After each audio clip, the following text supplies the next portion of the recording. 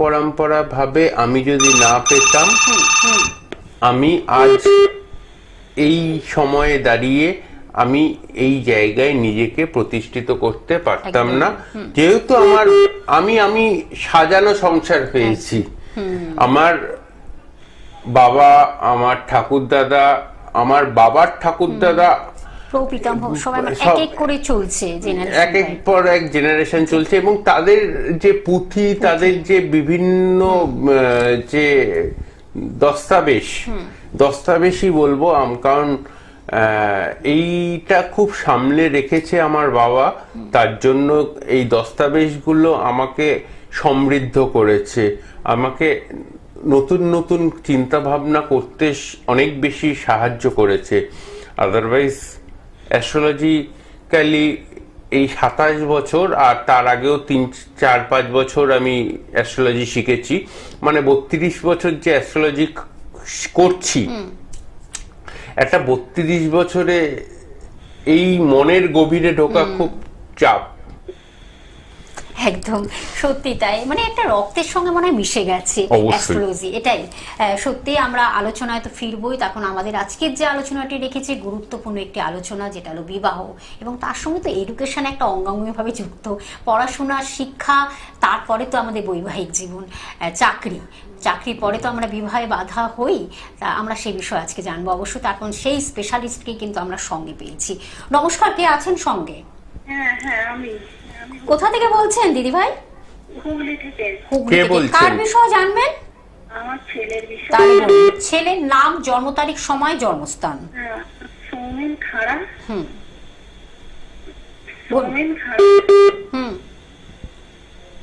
একটু date of বার্থটা বলুন।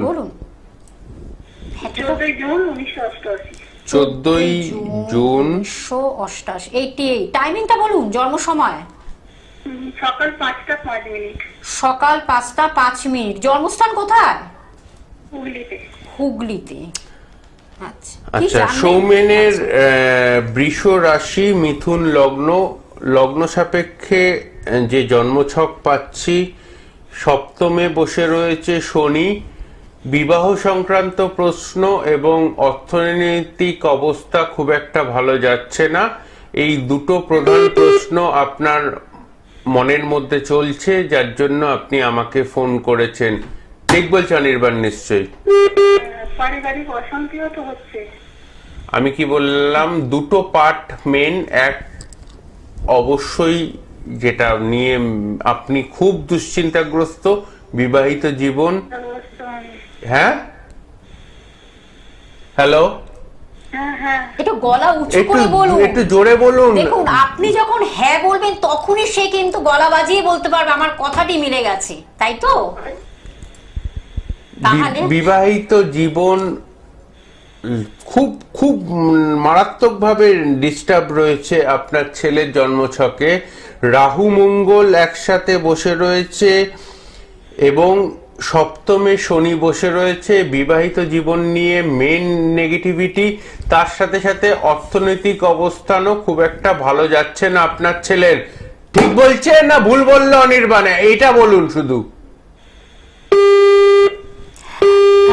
যাই হোক, আসলে অন মিডিয়াতে, অনলাইনে অনেক সময় অনেকে মনের কথা যখন বলে দেয় অবলীলাক্রমে, তখন মনে হয় সেটা অনেকে একটু লজ্জায় পড়তে হয়। লজ্জায় তো পড়তে হবে, যদি আমার মতো লোকের কাছে পড়তে হয় তো লজ্জা ঠিক না। গোপন কথা, তার জন্য তো অনলাইন চেম্বার রয়েছে। এগুলো আপনাদের বুঝতে হবে। অন মিডিয়াতে অনেকেই হয়তো যখন স্যার বলছেন সেটা কিন্তু মিলে যাচ্ছে, তাই জন্য আপনি হয়তো ডিটাচ হয়ে গেলেন, কিন্তু আপনার আসতে হবে, চেম্বারে আসতে হবে, মনের কথাটা বলে দেওয়ার তার ক্ষমতা আছে। আগামী 7 তারিখ আপনারা এই মুহূর্তে টিভি চ্যানেলে দেখতে পাচ্ছেন, আগামী 7 তারিখ তারাপীঠে 4 নম্বর ঘরের সামনে এই বিশেষ ভান্ডারাদানের অনুষ্ঠান অনুষ্ঠিত হবে। এটা গত বছরের মনে হয় আপনারা ভান্ডারাদানের অনুষ্ঠান দেখতে পাচ্ছেন এই মুহূর্তে টিভি স্ক্রিনে।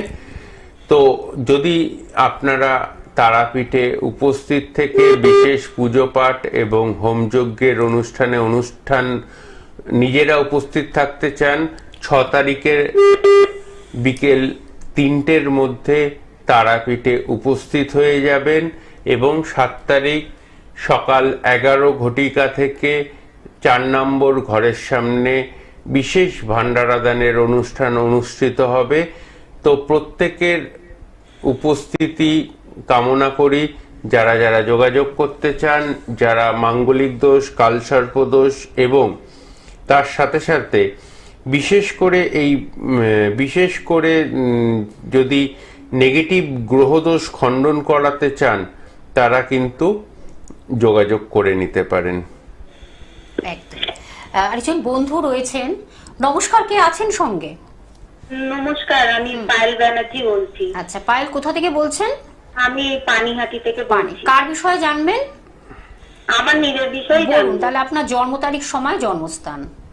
হ্যাঁ, 4th অক্টোবর 1990। আচ্ছা, 4th অক্টোবর 1990।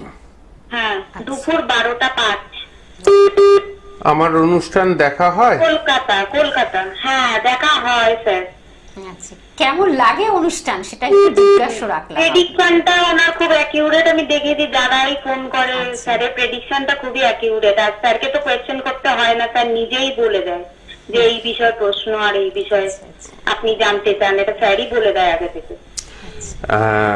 মীন রাশি, ধনু লগ্ন, বর্তমান যে সময় চলছে অবশ্যই আপনার প্রধান প্রশ্ন রিগার্ডিং সাংসারিক জীবন যেমন রয়েছে, তার সাথে সাথে রয়েছে ফাইনান্সিয়াল স্টেবিলিটি জোন কেমন যাবে সেটা নিয়ে দ্বিতীয় প্রশ্ন, এবং 3 নম্বর প্রশ্ন মানসিকভাবে আমি যে ডিপ্রেশনের মধ্যে চলে যাচ্ছি, এই ডিপ্রেশন থেকে মুক্ত জীবন কবে পেতে পারি, এই 3টে প্রধান প্রশ্ন আপনার মনের মধ্যে চলছে, যার জন্য আপনি আমাকে ফোন করেছেন। ঠিক বলছি অনির্বাণ? হ্যাঁ, একদম ঠিক। 100% ঠিক না 10% ঠিক? 101% ঠিক। 101%। ও 101% ঠিক। হ্যাঁ। জীবনের এই পর্যায়ে এসে প্রচুরবার তো ঠকলেন, আর ঠকতে চান না? ঠকতে তো আমি আর চাই না, আমি এবার ঘুরে দাঁড়াতে চাই। বহুবার তো ঠকলেন।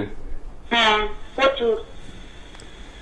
তো সঠিক পরামর্শ ছাড়া চললে এবং কোনটা ঠিক কোনটা বেঠিক সেটা যদি না জেনে পা ফেলেন, আবারও ঠকতে হবে। এর থেকে ভেঙে মিডিয়াতে বসে আমি বলতে পারছি না, আপনি বুঝে গেছেন আমি কোন বিষয়টা বলছি। হ্যাঁ স্যার, আমার শুধু ওই একটাই, আপনি যেটা বললেন সাংসারিক জীবনে, এটা কি হতে পারে ইন ফিউচার আমি বুঝতে পারছি না। আমি খুব কনফিউজড এই ব্যাপারে। রাহু দৃষ্টিগতভাবে মঙ্গলকে দেখছে। রাহু মঙ্গলের এই ছন্নছাড়া যোগটা খণ্ডন করুন। আর 7.5 শুরু হয়েছে আপনার মীন রাশির রেসপেক্টে, এই দুটি যোগ খণ্ডন করুন, সবকিছু ভালো হবে। ঠিক আছে? ঠিক আছে। তার জন্য কিন্তু অবশ্যই পায়েল একটা কথাই বলতে হয়, বুকিং নাম্বারটা লিখে রাখো এবং অবশ্যই যোগাযোগ করে চলে আসো। তার কারণ স্যার কিন্তু বলে দিয়েছে, একদিকে 7.5, আরেকদিকে কিন্তু রাহু সাংঘাতিকভাবে ড্যামেজ করতে পারে জীবনের। এই যে আমাদের প্রত্যেকটা পদক্ষেপ তুমি বুঝতে পারলে যে এই সমস্যা এসে গেছে, সেগুলো ফিল করছো, সেগুলো একদম জর্জরিত হয়ে যাচ্ছ, এরপরেও ঠকতে ঠকতে একেবারে দেয়ালে ফিট টেকে গেছে, তাই তো? সেই জায়গা থেকে কিভাবে বেরিয়ে আসবে, নিশ্চয়ই পারবেন। সেই চ্যালেঞ্জ নিয়েই আমাদের এই অনুষ্ঠান আপনাদের কাছে আমরা পৌঁছে দিই। আচার্য শ্রী অনির্বাণ, যিনি কিন্তু আপনার মনের কথাটাও অবলীলাক্রমে বলে দিতে পারেন। এটাই তার শিক্ষা, এটাই তার পরম্পরার মনে হয় একটা বিশাল প্লাস পয়েন্ট আমি বলবো।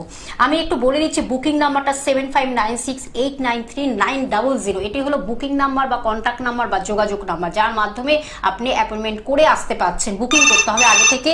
আর কোথায় আপনারা পেয়ে যাচ্ছেন স্যারকে আমি একটু জানিয়ে দিচ্ছি। দমদমে প্রাইভেট রোড, যেটা কিন্তু HDFC ব্যাংকের পাশে, সেটাই হলো, এবং 4th সেপ্টেম্বর এবং 4th শনিবার কিন্তু আপনারা বোম্বেতে পাচ্ছেন।